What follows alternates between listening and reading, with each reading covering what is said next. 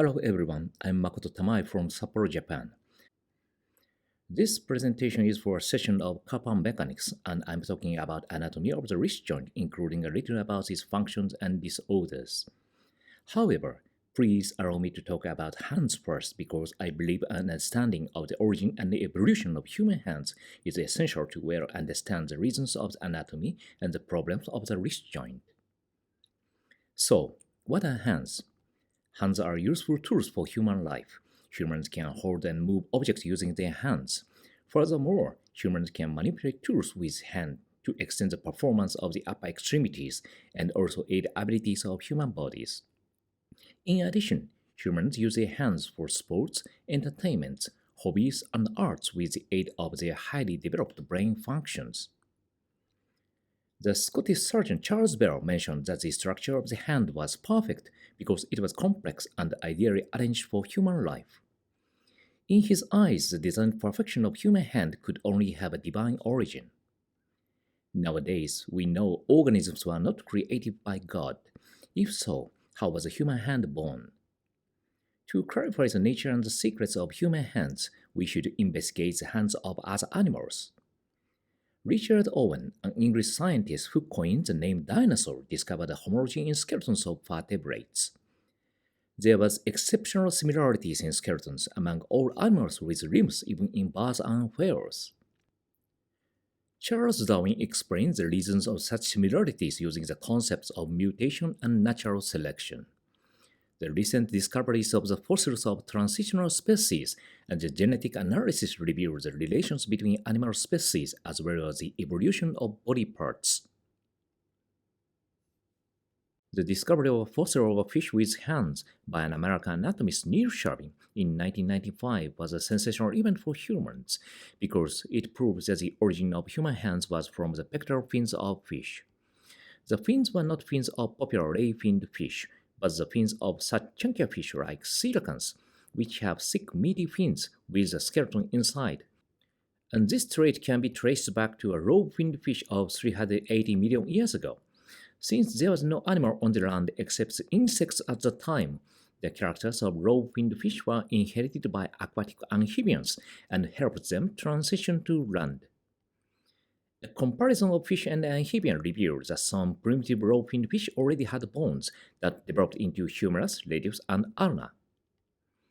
An amphibian named Pteropus is considered the first vertebrate that featured 4 limbs with 5 digits that helped it to walk on the ground.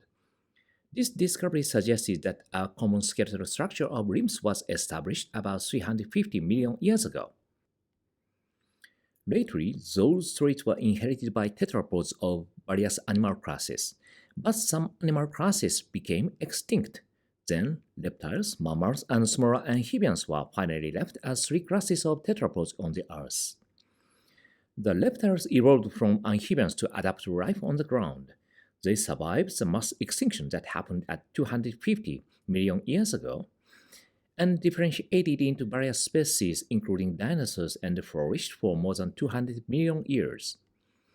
Mammals also evolved from amphibians.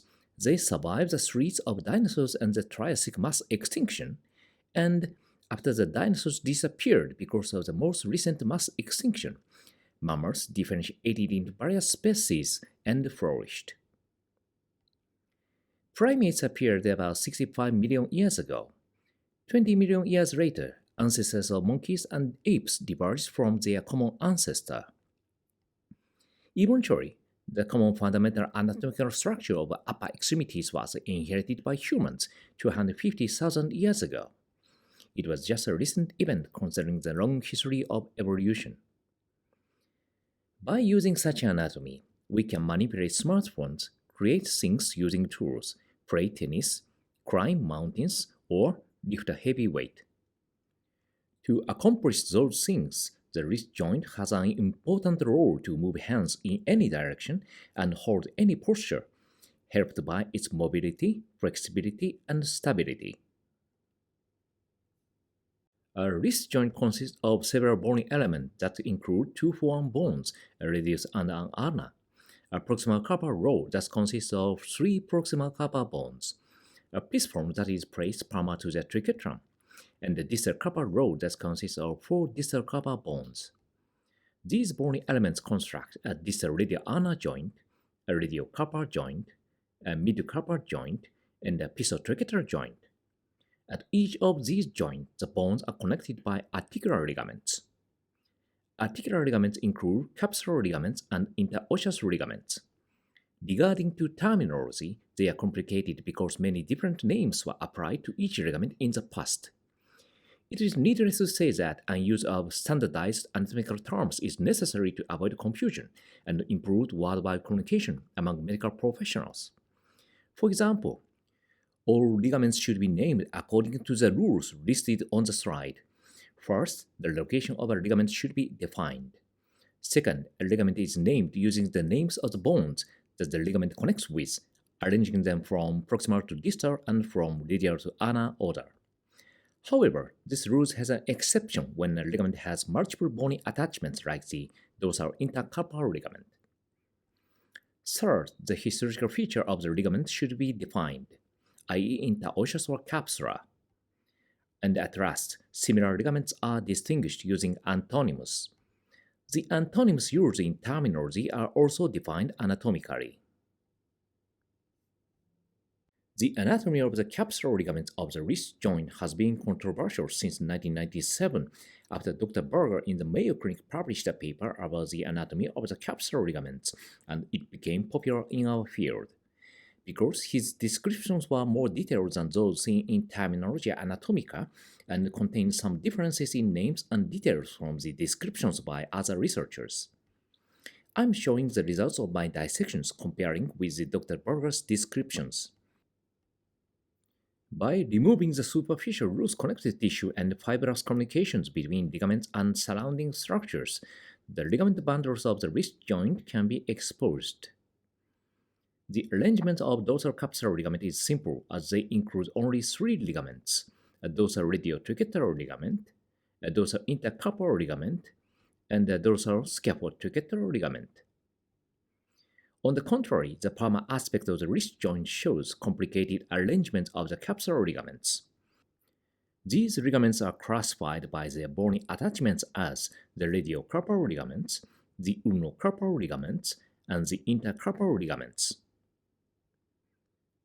The palmar radiocarpal ligament that covers the widest area of the palmar capsule includes significant bundles to connect the distal end of the radius and scaphoid, lunate, trigeminum, or capitate. Berger et al. Described the radioscaphocapitate ligament as the largest ligament in the palmar wrist capsule. However, classic descriptions refer to three separate ligament bundles. Those include a radial collateral ligament, a radiocapitate ligament, and a radiotrigetal ligament. The radial collateral ligament has its own property, and it should not be included in the palmar capsular ligaments because it exists on the radial side of the radiocarpal joint. The fibers of the radiotrigetal ligament interdigitate with the fibers of the scaphotrigetal ligament and forms the bundle to connect radius and trigeminum. By considering those results, I wonder whether it is proper to include these three ligaments into one structure with the current confusing name. The long radiolunate ligament was described as the strongest palmar capsular ligament that connects radius and the radiopalmar aspect of the lunate. It can be recognized as a single bundle under arthroscope. However, this ligament includes two bundles. A bundle connects radius and lunate, and a bundle connects radius and trigeminum. By considering these results, use of classically adapted name, the radio-luno-trigeminal ligament seems to be proper. The short radiolunate ligament can be observed interarticularly. However, it is difficult to observe from outside of the joint because it is hidden behind this tunnel-like thickening of the joint capsule that was suggested by Dr. Taresnik to adapt the name distal extension of the palmar radial ulnar ligament. These two structures might be confused as a single structure, but they have different properties. The short radiolunate ligament is floppy, semi-transparent, and cannot be seen as a strong ligament. In fact, the histology does not show a feature of dense connective tissue. This structure could possibly be a vestigial ligament that was used to stabilize the lunate in quadrupedalism. The ulnocarpal ligament that connects ulnar and carpal bones include an ulnolunate ligament, an ulnotrigetal ligament, and an ulnocapitate ligament. As mentioned by Lewis in 1970, these three ulnocarpal ligaments have lost their separate identities in the human wrist joint. These ligaments are not clearly separable. They can be included in a term, the ulnocarpal complex as seen in the classical articles, or just ulnocarpal ligament as seen in anatomy books. The palmar intercarpal ligaments include several notable bundles. For example, a scaphoid-trigetal ligament is arranged parallel to the dorsal intercarpal ligament and connects the scaphoid and trigetum.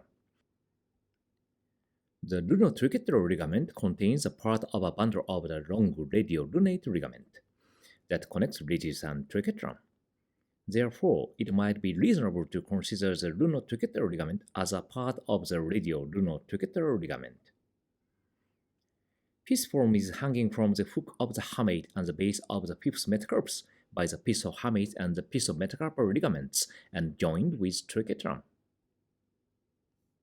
The wrist is a pathway of organs that are vital for hands to function, like tendons, vessels, and nerves.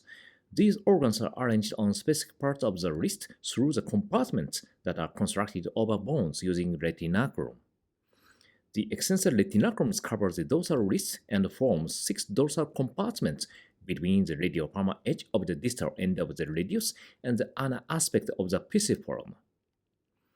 Dorsal compartments are recognized as spaces that are created between the multiply layered membranes of the extensor retinaculum, and they hold specific organs on the specific portion of the radius and the ulna.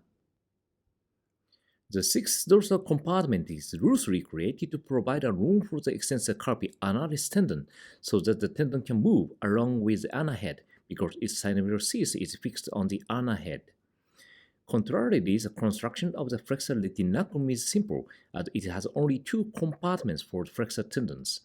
However, if the forearm fascia is included, a multi-layer construction of membranes can be confirmed as the same as the extensor retinaculum.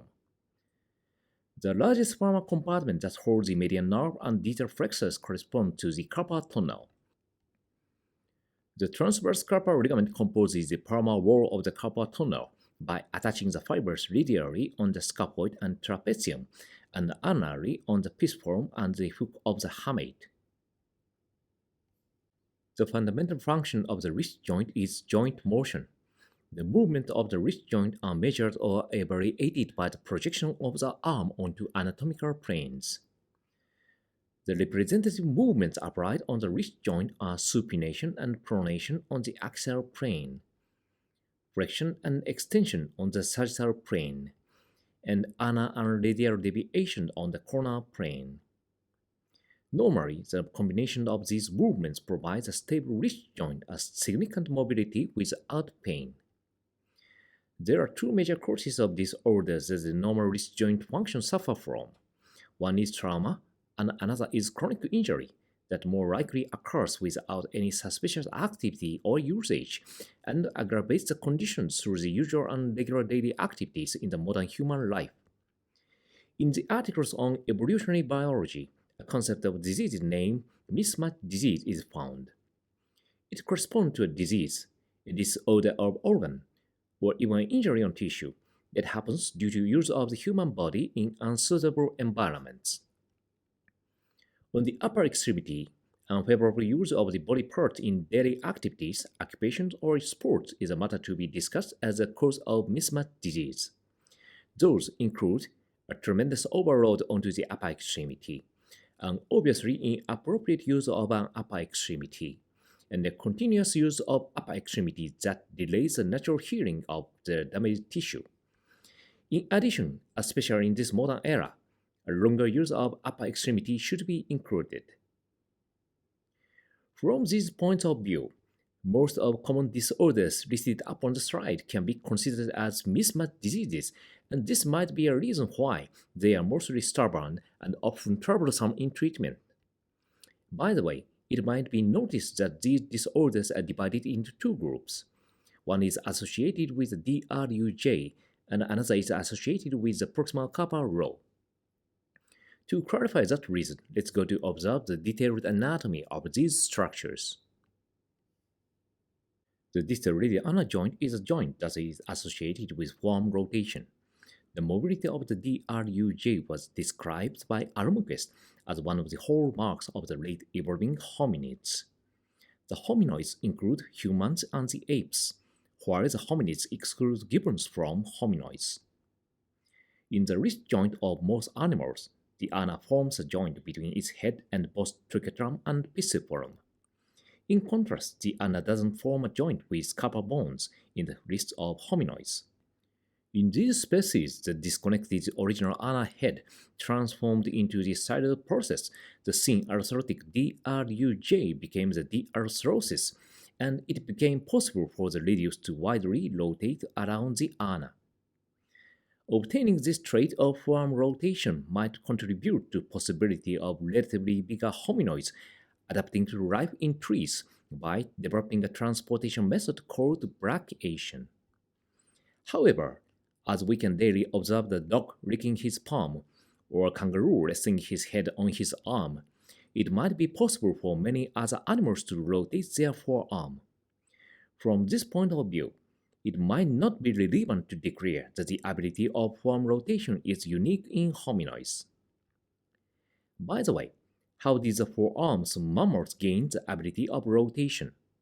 One possible explanation is as follows.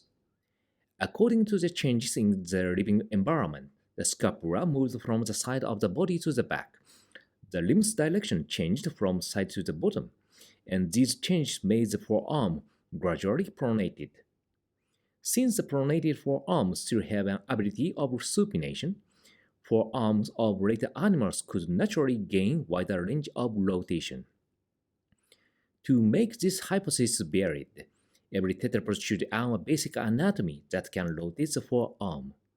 It might be a mechanism that is originally developed to rotate the pectoral fins in fish, and possibly be preserved as a shock-absorbing mechanism of forelimbs in later land animals.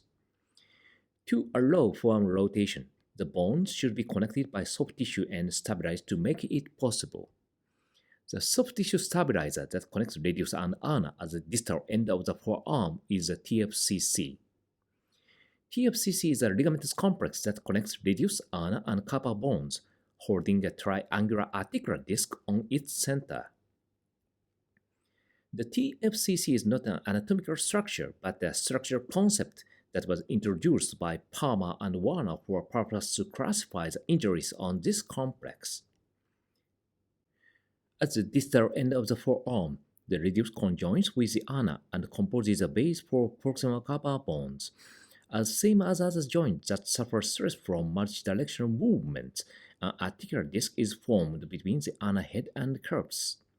The DRUJ is stabilized by the conjoined radial ulnar ligament that attaches radially on the dorsal and palmar ridges of the sigmoid notch of the radius and attaches ulnarly on the fovea and the styloid process on the ulnar head.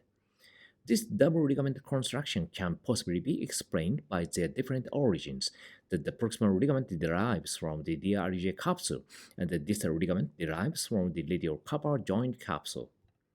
Since each layer of the radial ulnar ligament can be divided into dorsal and palmar elements, the radial ulnar ligament can be considered to consist of 4 ligament bundles, theoretically. The proximal bundles of the radial ulnar ligament surround the articular disc and attach on the fovea of the ulnar head.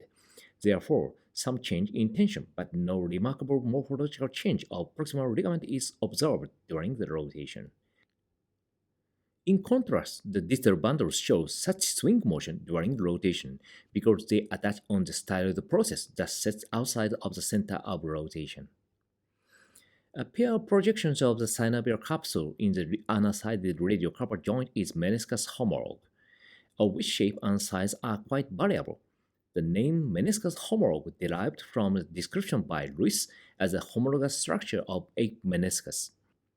At the most ulnar corner of the radial carpal joint between the dorsal and palmar meniscus homologue, there exists a dimple that is so-called prestyloid recess. The inside wall of the recess is covered with synovial villi, and the outside wall of the rhesus consists of a fibrous capsule that has an opening towards the palmar aspect of the ana-sided process. The dorsal wall of the TFCC corresponds to the floor of the ECU tendon sheath. In the sixth dorsal compartment, the sheath unites with the retinaculum at the portion distal to the DRUJ, but the synovial sheath and the retinaculum are separable on the proximal portion. The floor of the tendon sheath forms a continuous smooth grinding surface for the ECU tendon from the ana to the base of the fifth metacarpal bone. The palmar wall of the TFCC corresponds to the ulnocarpal ligaments. The relief of these ligaments can be observed interarticularly. The proximal portion of the ulnocarpal ligaments attach on the ana head from base to middle portion of the styloid process, along with the fibers of the distal extension of the palmar radial ana ligament. A cross-section of the ana head shows how the ligament fibers are attached on the ana head. It seems that the insertion of ulnocarpal ligaments on the distal extension is separated from the insertion of proximal radial ana ligament by loose connective tissue. In regard to styles of their attachment onto ana, there may be several variations, such as one with two ligament insertions close proximate, one with the insertions widely open, and one with all ligaments gathered together. Existence of the ana collateral ligament has been controversial. Although it was initially counted as one of the components of the TFCC, it was lately replaced with the ana capsule, influenced by the disagreements of other researchers. However, a dissection of the ana capsule can reveal a second part that contained longitudinal fibers connecting the ana-sided process and the ana side of the triquetrum. Apart from its mechanical significance, by considering its anatomical features including shape and location, this structure can be considered as the ana collateral ligament. The risks of some disorders about the ana-sided wrist joint are highly associated with anatomical variations. The variations include shapes of the sigmoid notch and ana length relative to radius, that is so-called the ana variance. Some of these variations show strong correlation with disorders of the wrist joint. For example, a wrist with plus variant ana has significantly higher risk to cause anal impaction syndrome that may develop a degenerative central perforation of the articular disc, damages on the cartilage of lunate and triquetrum, and injury of lunotriquetral interosseous ligament. On the other hand, the ana minus variant is considered as an aggravating factor of the Kienbock disease. The proximal carpal row is the unsung hero of the wrist joint regarding both stability and mobility. In the wrist joint that is a complex of four joints with different mechanical properties, the proximal carpal row has a role to mediate the congruity between the radius in the ellipsoid joint and the distal carpal row in the hinge joint. Anatomically, a bone that sits between bones and modulates the motion of the mobile unit is called an intercalated bone. The proximal carpal row is named the intercalated segment.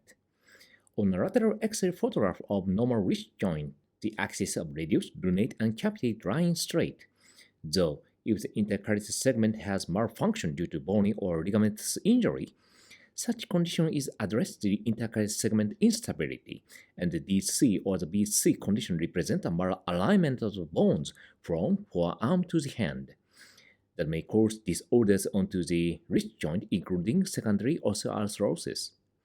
In regard to anatomy, the three proximal carpal bones, scaphoid, lunate, and triquetrum, are loosely connected with interosseous ligaments and form the proximal carpal row.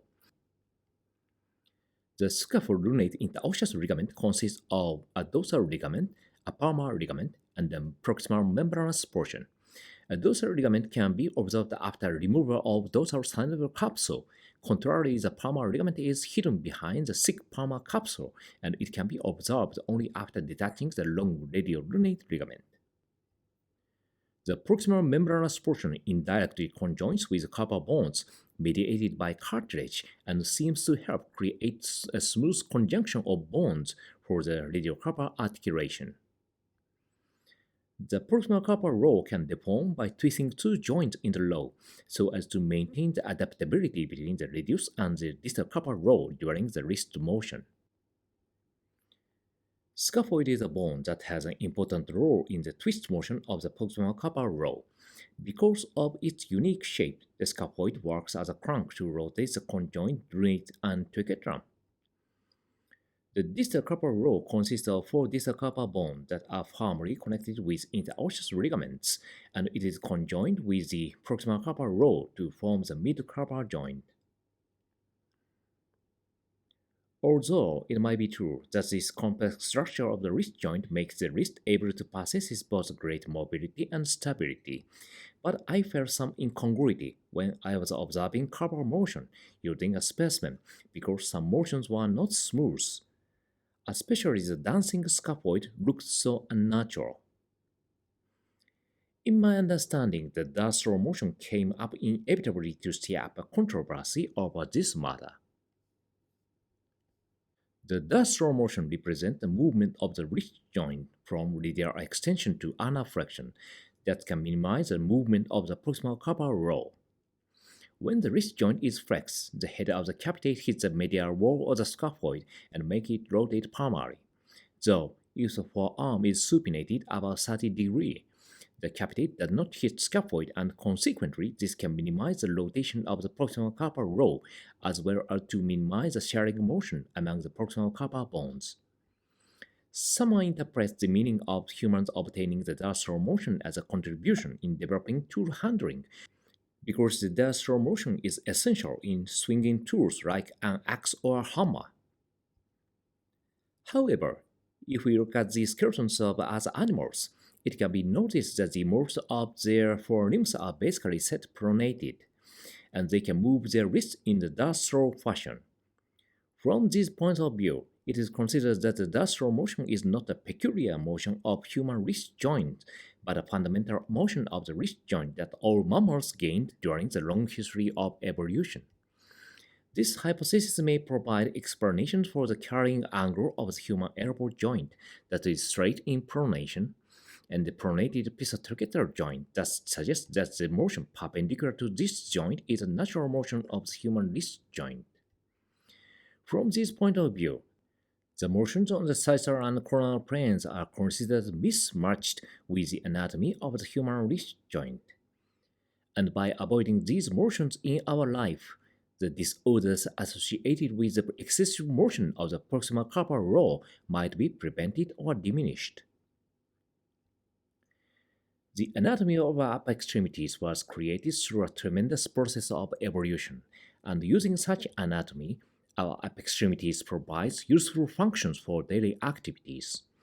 However, we should not forget that the basic anatomy and composition of tissue of our upper extremities are not much changed from those of primitive animals. Our hands were never specially created to perform functions that we usually do, much less to carry out our modern requirements. The fact that we are optimizing the abilities of our holding anatomies, regardless of their limitations, might be a major cause of disorders on our upper extremities. I hope this presentation may help deepen our understanding of the anatomy and can provide some hints to better treat the difficult problems of the wrist joint. Thank you very much for your attention.